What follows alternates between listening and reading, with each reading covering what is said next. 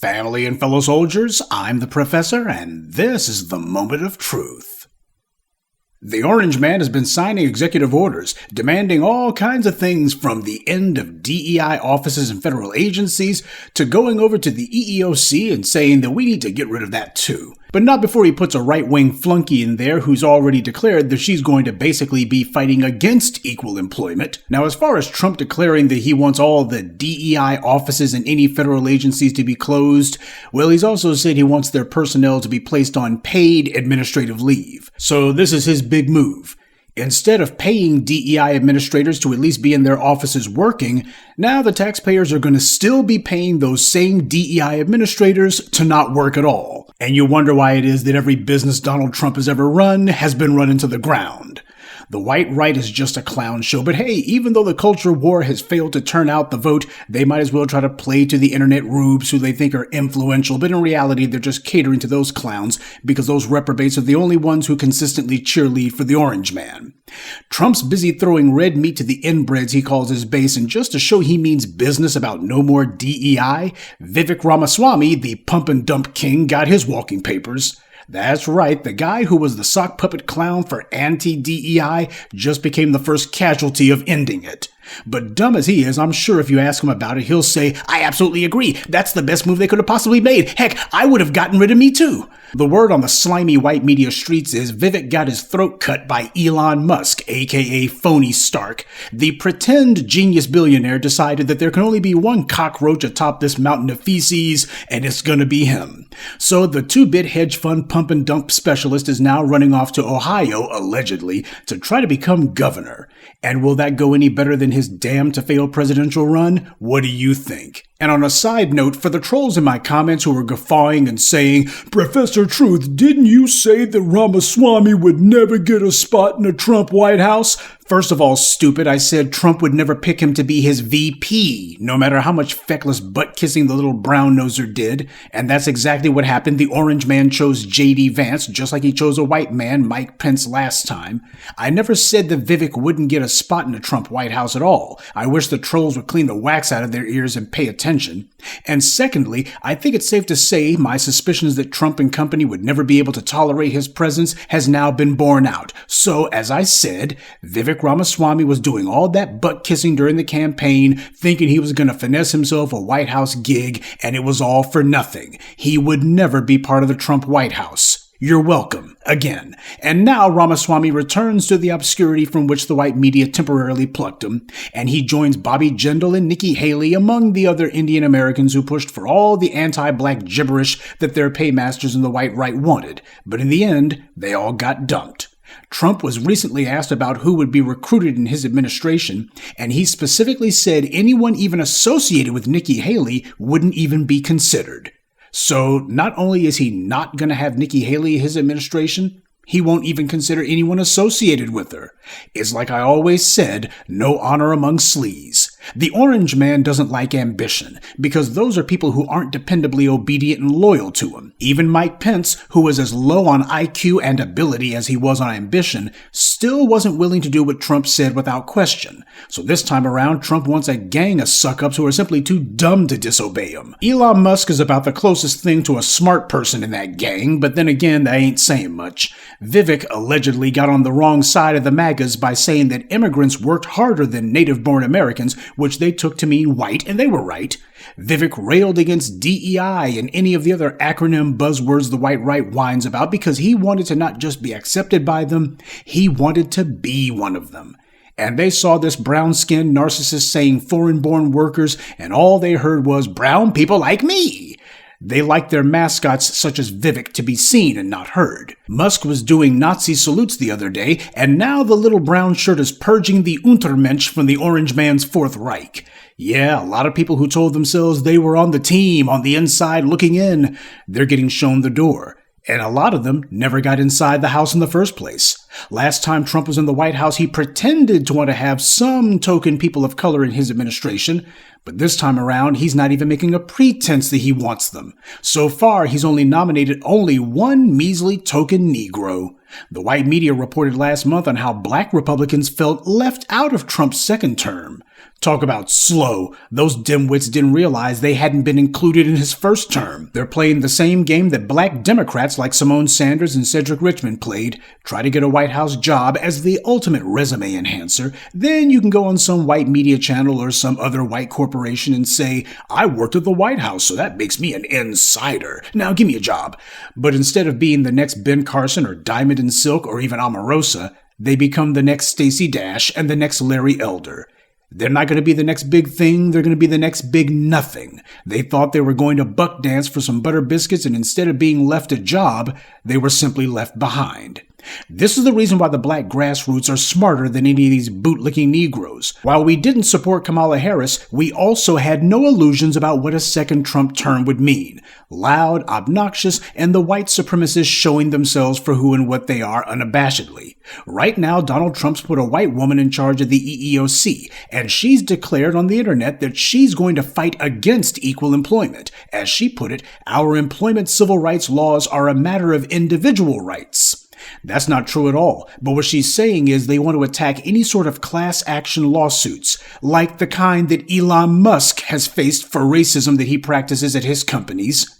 When someone violates the rights of multiple individuals, that's no longer individual rights, because it's no longer an individual case. It's impossible to have civil rights simply apply to one individual. There is no one person who is literally a class of one. But this shows where the white right's trying to go. They want to make white people in general, and white males in specific, into some sort of protected class. That can't possibly work because they still own everything and control everything. So they hardly need protection since no one's attacking them. Since white males still are overwhelmingly overrepresented in positions of business and government, they'll have a hard time trying to bring some nuisance suit or some complaint to the EEOC on the grounds that they got passed over for any non-white person, which is what they think they're going to be doing. Their wannabe campaign of phony outrage isn't going to get them very far. But the point, though, is not to actually get them somewhere. They're already where they want to be. The point now is to make a last-ditch effort to try to freeze the racial status quo in place the way that it is now. White supremacy is a system of goodies, giveaways, and guarantees. And the first and most important guarantee the white supremacy made to its beneficiaries was that they would get everything without having to earn it. We did not have any sort of merit-based anything before the civil rights legislation of the 60s. So these attempts to try to declare that the pre-1960s was an era of meritocracy is just a bunch of open white supremacist rhetoric. But the truth of the matter is, they couldn't have done it without the Democrats' help. Now, to continue, this Lucas woman also said, we must reject the twin lies of identity politics, that justice is measured by group outcomes, and that civil rights exist solely to remedy harms against certain groups. This, of course, is another lie. Civil rights have never been applied at the individual level. You can't have a class of one. Trump is doing the exact same thing that he did the last time he was in the White House. That's why I'm showing you this headline from this The Nation article piece from 2021. Back in 2019 was when he put one of his flunkies in charge of the EEOC, and she was also a woman, just like his current EEOC pick, and this woman also hated anything that held white businessmen or white corporations to account. So what Trump's doing is no different than what he's done before, and the Democrats' refusal to address it is also no different than what they did last time. But again, this is the white right taking the racist rhetoric that used to be spouted only inside the insane confines of the Manhattan Institute or wherever, and now they're saying it openly like they did on Fox News.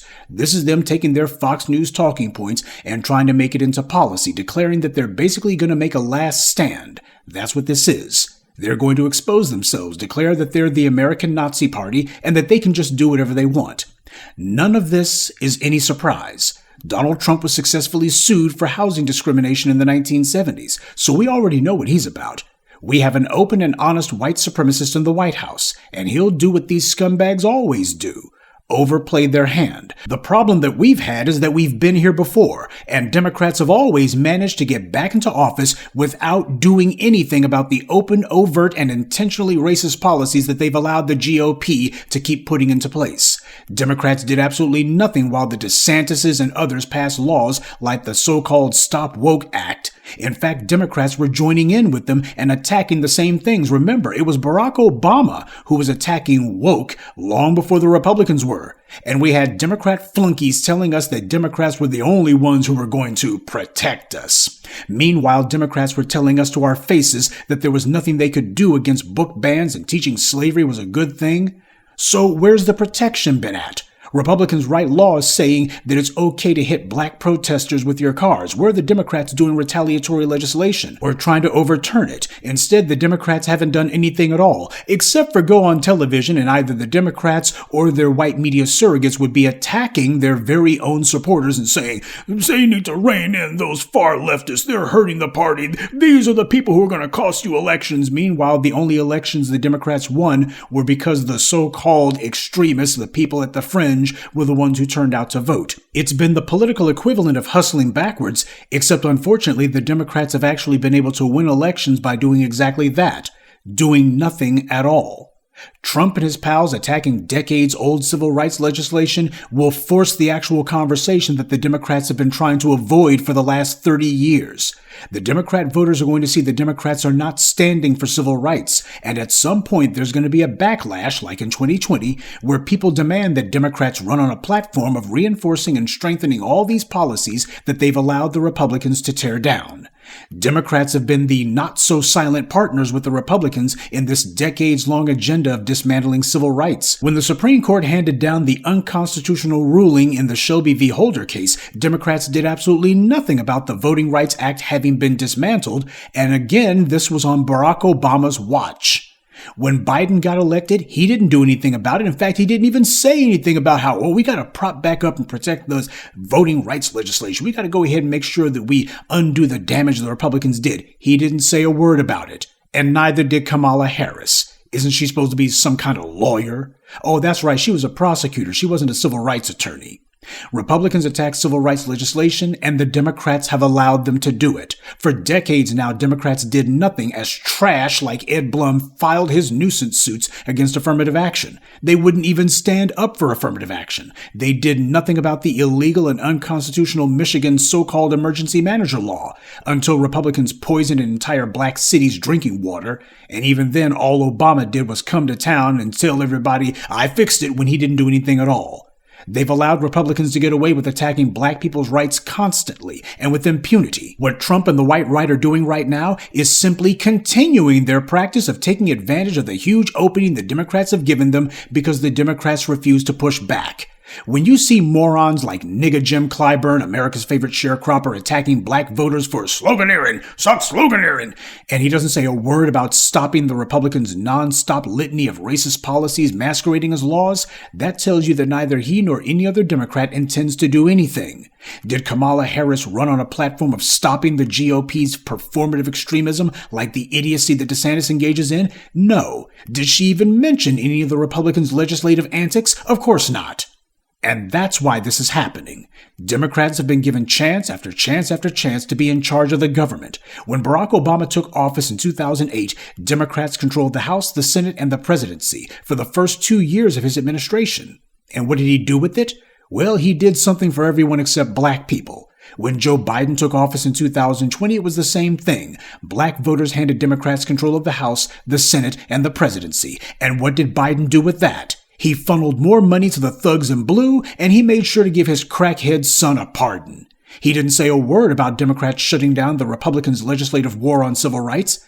He wouldn't even acknowledge that a war was going on, and neither did Kamala Harris. Now, with Trump and company doing the most, first there's going to be the usual Negro butter biscuit bootlicks like Jasmine Crockett and other clowns and the congressional black talkers, these fools who have spent decades telling us to vote blue no matter who. Meanwhile, the white right was filing lawsuits and writing unconstitutional legislation to attack us, and these good-for-nothing Negroes didn't say boo. Then you'll have the fools on cable TV who are going to be saying, can't believe this is going on. Now, they're not going to say to do anything about it or that Democrats need to run on a platform of this. They're not going to say, this could be popular. This is the kind of thing Democrats should run on. Instead, what we're going to have is the CBC pretend to be concerned, and then Alexandria Cortez and Bernie Sanders and probably Elizabeth Warren, they'll go ahead and cluck their teeth and make a few croakings of insincere sympathy.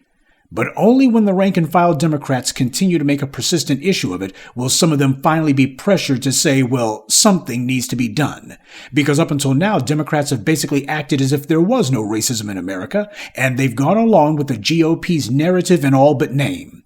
Hyper-aggressive, ground-shaking action is what's been called for, and Democrats instead have responded either with empty weasel words or with nothing at all. So let the orange man and his minions show themselves for who they are, and when these Democrat voters look at the Democratic Party and ask what they're going to do about it, Democrats will show who they have always been. What's required here is a political reset. Democrats have spent decades not standing up for civil rights or even admitting that they're necessary. Pressure is going to have to start to mount on them, slowly at first, but then eventually more. But make no mistake, that's a point that the Democrats don't want to be reached. As far as they're concerned, it's okay to let the Republicans do this because they're all working to try to make sure that white primacy is permanently entrenched. It's the black grassroots who have shook things up. This is part of their war on us. This is a position they don't want to be in because their stance is to not change the status quo. Democrats will attempt to talk around the issue when they get pressured. They'll try to do their favorite trick, use a word salad to con people into thinking that they're talking about the subject at hand, when in reality they've actually said nothing at all. Remember what Hillary Clinton said about stop and frisk? She didn't say that stop and frisk was wrong, that it was unconstitutional, it needed to be stopped. Instead, what she said was that it just wasn't effective. And that's what they're going to try to do in relation to this issue. When Democrats do finally slither out of their holes and give some passing, insincere mention to the need to rebuild the civil rights infrastructure, just make sure you ask them, where the hell have you guys been at for the last 30 years when it's been under attack? Because that's how long they allowed trash like Ed Blum to run around filing his nuisance suits. That cockroach has been doing it since at least the Clinton years. And neither Clinton, nor Obama, nor Biden, nor any other Democrat has done a thing about that since the 90s. Obama did nothing about it in the aughts and the 2010s. Biden did nothing about it in the 2020s. So as public pressure mounts on the Democrats and forces them to have to say something about it, when they finally try to pretend like they're just so outraged about these attacks on civil rights and like they're so eager to undo what the white right is doing, you make sure you ask them where the hell they've been all this time while this mess has been going on for the last few decades. Donald Trump is being louder and more obnoxious about it, but what he's doing isn't new. He's following in the footsteps of the Ed Blums and the Antonin Scalias and other walking garbage. But understand, black people aren't the only ones who this is going to affect, and you'll have some of these other groups, the ones who up until now thought that they were on the team. They're going to begin talking as if there's suddenly a problem. Anna Navarro on The View, she used to be a GOP suck-up, though these days you can't tell by listening. This is where Vivek Ramaswamy's fall comes in. Some people mistook being a model minority for being a model citizen, and they simply don't want to accept that under white supremacy, white is a euphemism for American. It's a euphemism for a human being. It's the only euphemism for a citizen. That's why when talking about white people, the white media, academics, the government, and much of the society looks at white as a tabula rasa normalcy. There's no need to say white citizen because that's redundant. In America, under white supremacy, white means citizen. No need to say white civil rights either, because white means no one can or would attempt to infringe on one's rights. That's what happens when you're a full citizen. You only use a modifier like black when referring to non-whites. Some folks, though, convince themselves that when these white supremacists are talking their racist nonsense and advocating their racist policies, that they're not referring to them. White supremacy has always relied on useful idiots to hide behind when they push their racist schemes. In fact, this is the main purpose that immigration has always served in this country. Ed Blum has made an entire career out of whining about affirmative action based on this principle. And the people who allowed themselves to be his crash dummies, some of them are slowly beginning to realize they were played for fools. Some people think that they're going to be honorary members of the oppressor class, and in the end, all they wind up is dishonored. Now, will this be a wake-up call for Vivek Ramaswamy and others? Of course not. This guy spent his entire time in the public eye bragging that he's never been woke a day in his life, so there's no wake-up call that can wake him up. But for all of you Republican bots who are complaining that we need to support the Republicans, and you Negro so-called conservatives, this is what trusting the GOP gets you. This is the reason why the black media was not out there saying that Donald Trump's such a great guy and singing his praises. We told you that Donald Trump was not going to be doing anything for us, but we also told you that as long as the Democrats are not coming to us and telling us what they're going to do, hell, you might as well let the white supremacists go ahead and tear their behinds, because that's what the Democrats have been doing all along. This is why the black media repeatedly made it clear we're not trusting or supporting either one of these parties, because they're not supporting us. We recognize that perhaps some of the orange man's policies might, very small might, benefit us incidentally, at least some of them could. But that doesn't win him any points with us because he doesn't intend to help us out. If something that he does has some ancillary benefits for us, that's completely and thoroughly unintentional on his part. So, since he's not intentionally helping us, we're damn sure not going to intentionally support him. All of you black conservatives who like to lurk in the comments, you're getting your answer yet again. But I'm sure, especially under the current circumstances, you guys will be laying low, just like the Democrat shills did after Biden got elected and the black media kept applying the pressure to demand that he stick up for the empty policies that he said he was going to enact for us. But we will still point out those groups who made a career out of attacking us and out of helping white supremacy to gain its current position, and how some of them are starting to see that they've been played for fools. But then again, what else did they expect under white supremacy? You don't respect a mark. You use a mark and then discard them when they're done. Vivek's flip-flopped in the past, by the way. He used to be a Trump critic. This was back when he was still trying and failing to ride the Obama immigrant child makes good wave that he thought there was going to be. There were a lot of young male politicians who tried to do like Obama and present themselves as some sort of cultured, high-minded, and concerned political thinker who was sensitive yet a realist, a post-racial candidate, which means they were just trying to copy Obama's faux centrist conservative shtick, hook, line, and sinker. Well, it didn't work out for Vivek any better than it worked out for those dudes down in Tennessee or any of the other clowns like Kamala Harris who thought that they were going to be the next Barack Obama. That being the case, as the black media, we keep our eye on these things. What Trump and the white right are doing is a continuation of the evil white supremacist policies that they've always stood for. The problem here has not been that the white right is racist. We already know that. The problem is that we've had a so-called white left who has pretended as if they were standing against white supremacy when the truth of the matter was they were the silent and on many occasions open supporters of it. Let Trump and the rest of his racist pals play this game of political brinksmanship. The Democrats have allowed them to do it with impunity all along, except the difference is that now you got an unabashed racist doing so. As he does this stuff, the calls from the public are going to be, you Democrats have to start standing against this, and more importantly, you're going to have to reinforce it. Democrats don't want to do that. So in the final analysis, the orange man is going to wind up doing something that the Democrats have refused to do for the last 3 decades. And that is to remind the public not only why it is that the civil rights legislation was enacted in the first place, but also to remind people why it's still relevant and still needed, and why the Democrats are neither relevant nor needed unless they aggressively stand up for their basis issues the same way that the orange man does for his. Good day, and be one. I'd like to take a moment to mention some of our contributors. Deep Eye 904, LB, Black Voltron Reloaded, G Mars, and TJ Cook. Salute to them and thank you to everyone for listening, liking, and sharing this message. Black empowerment only exists because of you.